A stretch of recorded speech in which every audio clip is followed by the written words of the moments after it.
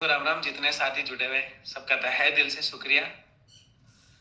खुल नहीं रही है सर महेश फौजदार जी, बिल्कुल खुल जाएगी जी। दोबारा रिफ्रेश करके क्लिक कीजिए आप, अभी सारे साथी जुड़ जाएंगे। तो आज का हमारा जो मुद्दा है, सबसे बड़ी बात तो कई साथियों को हटाने का जो सिलसिला है वो काफी हद तक कम हुआ है, लेकिन आज 2-3 कॉल ऐसे आए जहां अलग अलग जगह से कई साथियों को हटाया गया। कई जगह ऐसी है जहां अलग अलग प्रकार की परेशानियां चल रही है, उससे भी जो है लड़ने का फैसला जो है हमने लिया है। बताएंगे आपको किस तरह की वो समस्याएं हैं।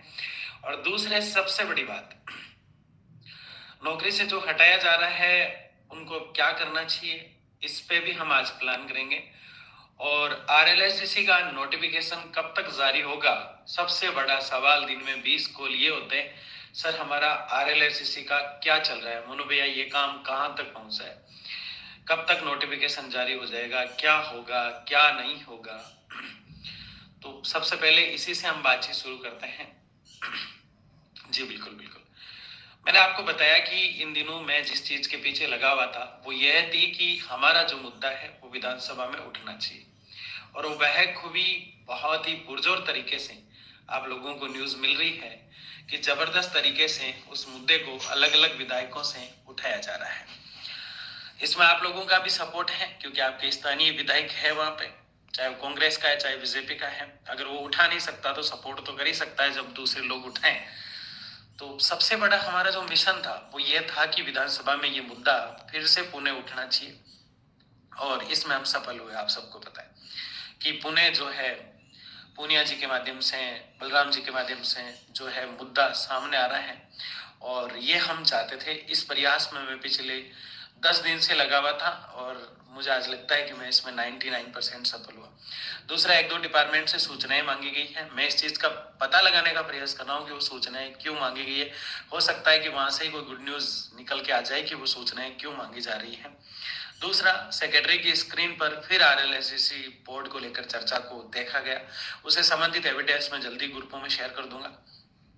इसलिए ये मामला रुका नहीं है, प्रोसेस जो है अब इसका पुनः शुरू होने जा रहा है।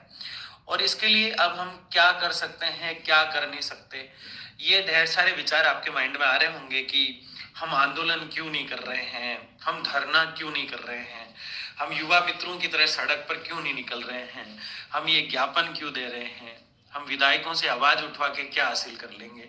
तो ऐसे ढेर सारी चीजें आपके माइंड में आ सकती है।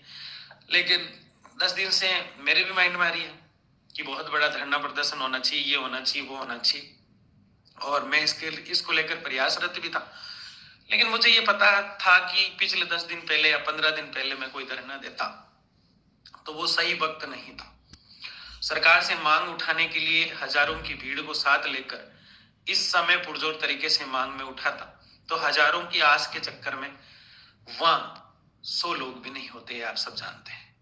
इसलिए युवा मित्रों की नौकरी गई, इसलिए उन्हें लगा कि अब तो ठेकेदार का डर ही खत्म हो गया, क्योंकि नौकरी तो चलेगी, आपका ठेकेदार का डर खत्म नहीं हुआ। तो एक एक डिपार्टमेंट की इस तरह से नौकरी जो है गवर्नमेंट खाने का प्रयास करेगी, ये मुझे पता है। लेकिन उससे पहले अगले डिपार्टमेंट को टारगेट किया जाए, उससे पहले हम बहुत बड़ा प्लान सोच के चल रहे हैं। जैसे युवा मित्रों के साथ एक तरह से धोखा ही हुआ। अब तो कोई व्यक्ति किसी भी सरकार का है उसको भी दिल से सोचना चाहिए कि यार कि इतना बड़ा धोखा, सिर्फ एक नाम को लेके उन्हें हटा देना, उसमें नाम में फेरबदल कर देते, उसमें चेंज कर देते, उसमें कोई बदलाव कर देते।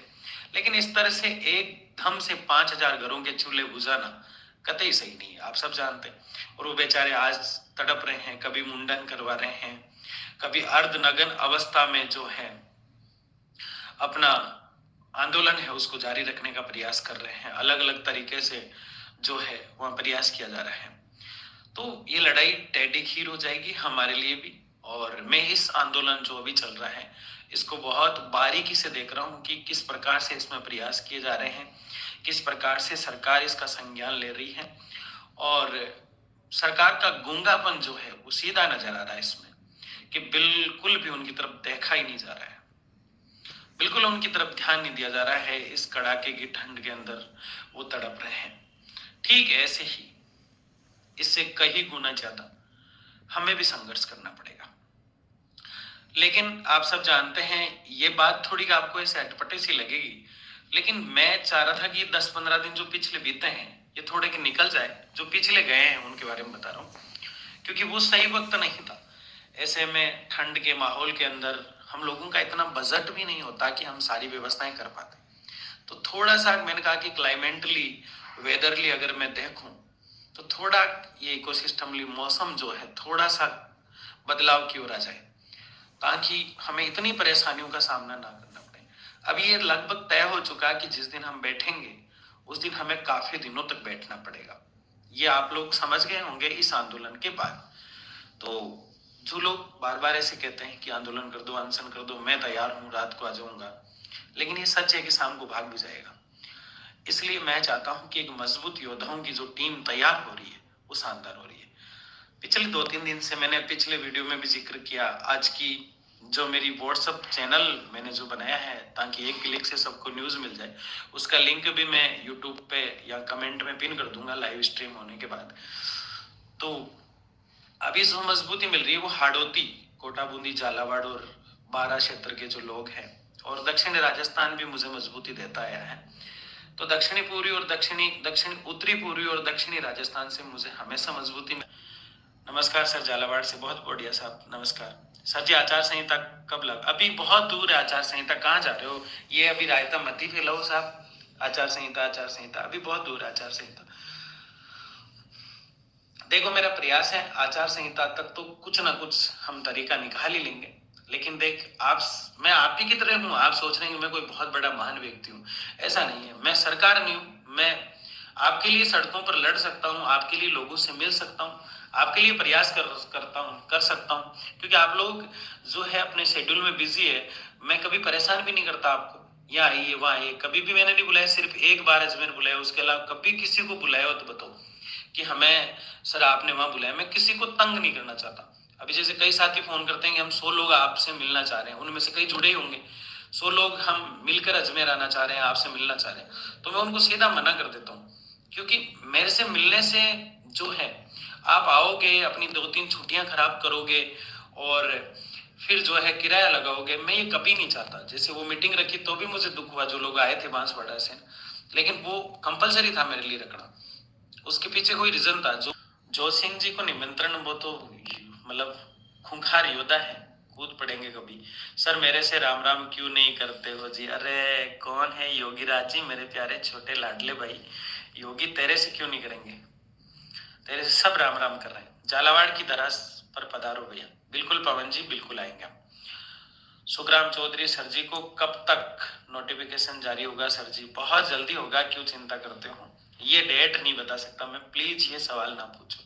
झालावाड़ की धरती से राम राम जी। सर जी शाहपुरा डिस्ट्रिक्ट से बहुत बहुत धन्यवाद। 200 प्लस हुए, फिर वापस कम हुए, आधे लोग निराशा दिखा रहे हैं। पवन जी राम राम जी। मोनू भैया हमारे झालावाड़ कब आ रहे हो? हम आपके साथ में हैं। संगीता जी, झालावाड़ वाले यूनिटी बनाओ और सपोर्ट करो दिलीप साजी का। Damodar Sharma, hello sir, Ram Ram. डीनवाना, मैं झालावाड़ जब भी आऊंगा उससे 3 दिन पहले बताऊंगा आपको, चिंता मत करो सर। हम गरीब की आवाज, अरे ऐसा नहीं है हीरालाल जी, बहुत बहुत धन्यवाद आप सबका। तो उदयपुर से सूचना मांगी सर, क्यों मांगी है? पवन जी किस प्रकार की सूचना मांगी है, उसका जो परफॉर्म है मुझे आप सेंड कर सकते हैं तो व्हाट्सएप पे कीजिए। बिल्कुल सर, कुछ करो। सर तो कर ही रहे हैं, ऐसा नहीं है कि बीच में मैंने यूट्यूब पे इंफॉर्मेशन देना कम कर दिया था, तो आपको ऐसा लग सकता है। जो लोग मुझे काफी टाइम से जानते हैं उनको तो नहीं लगेगा कि रुकेगा नहीं है इंसान। लेकिन जो लोग जो है मुझे अभी अभी मेरे से कुछ लोग नए जुड़े हैं, तो उनको पता है यार कुछ मतलब ही नहीं है। कुछ लोगों को देखते हैं आप ग्रुप से भी लेफ्ट होते रहते हैं, ठीक है ना, भागते रहते हैं। ऐसे लोग समय के सताए होते हैं, मैं समझता हूँ उनको, सहानुभूति उनके प्रति मेरी। सिवेस्टर का अरुण शर्मा जी। स्वेटर का है हरीश, या नहीं लग रही है सर्दी अंदर? भाई साहब राम राम, राम राम जी, राम राम। हेमराज सैनी जी राम राम सर, राम राम राम राम राम राम, सबको राम राम। सरोज कुमारी जी उदयपुर से एमएनजीओ योजना में, बिल्कुल सारे डिपार्टमेंट को लेंगे, चिंता ना करो। Annu Khandelwal hi sir. Ravi Tomar hello sir. Sir क्या दिया तो आपको सेंड? सर कर दिया तो आपको सेंड। अच्छा, पवन जी कह रहे हैं बहुत बढ़िया, मैं देख लूंगा अभी थोड़ी देर बाद। जय श्री राम, जय श्री राम। सर आपके विश्वास में ही हमारा विश्वास है। धर्मेंद्र जी, ये तो आपका बड़ापन है कि आप इतना भरोसा कर रहे हो। सर जी, जनता जय योजना का क्या चल रहा है? देखो, अभी शायद आप नए जुड़े हो। क्या नाम है जनता योजना का? राम सारण जी। क्योंकि मैं इसलिए कह सकता हूँ नए जुड़े हो, क्योंकि अलग अलग डिपार्टमेंट का मुद्दा ही नहीं है। अपने आप को सब ठेका कर्मी बोलते हुए एक ही नाम रटना है, RLSTC बोर्ड। और आपने कई बार देखा कुछ लोग कहते हैं RLSTC बोर्ड है ही नहीं। तो इससे संबंधित मेरी पिछली लाइव के अंदर मैंने डिटेल से बता रखा है भाई RLSTC बोर्ड क्यों नहीं है। ये जो कहता है कि RLSTC बोर्ड नहीं है, उसको एक बार सचिवालय ले जाओ, वहां ले जाके जो डिपार्टमेंट नंबर बिल्डिंग नंबर 3 है, स्टेप बने हुए वहां पे, उस पे ले जाके और सीधा अंदर की तरफ ले जाके राइट में गली जाएगी, वो 203 या 7 नंबर कुछ रूम है, उसमें बैठे हैं RLSTC के चेयरमैन। उसको दिखा दो ले जाके, ये रहे, ये RLSTC बोर्ड है। 52 विभागों का जो है निरस्त किया गया था, उसमें इसको निरस्त नहीं किया गया है। इसका अध्यक्ष पहले अलग था, अब इसका अध्यक्ष बदला गया है। ये बोर्ड है और इसको स्क्रीन पर बार बार दिखाया जाता है कि इसकी फाइल किस प्रकार से चल रही है। समझ गए? उस व्यक्ति को दिखाओ जो ये कहता है कि RLSTC बोर्ड नहीं है। ठीक है ना? ऐसा कौन कह सकता है जो कभी गया ही नहीं है सचिवालय तक, जिसको कुछ पता ही नहीं है, आरोप प्रत्यारोप लगाता रहता है। तो ऐसे कह सकते लोग, कोई दिक्कत नहीं है। झालावाड़ से राम राम राम राम राम राम। मुझे दिक्कत तो तब हुई जब मेरे को फोन करके कहा कि RLSTC बोर्ड नहीं है भाई साहब, क्यों कर रहे हैं आप ये? मैंने कहा चल मेरे साथ। सर जी, जनता जल योजना का क्या चल रहा है? ये तो मैंने जवाब दे दिया, कमेंट काफी नीचे रह गया आपके सबके बाकी के। जी सर, मैंने देखा है नेट पर, देखा है। एक IAS अधिकारी ऐसे सोता ही तो रहेगा नहीं, कुछ तो करेगा। मानसी वाकल वाले है भाई, क्यों चिंता करते हो? 20,000 से कम तो नहीं होनी चाहिए अब। अब आपने 20,000 लिखा तो मैं समझ गया वोकेशनल वाले हो।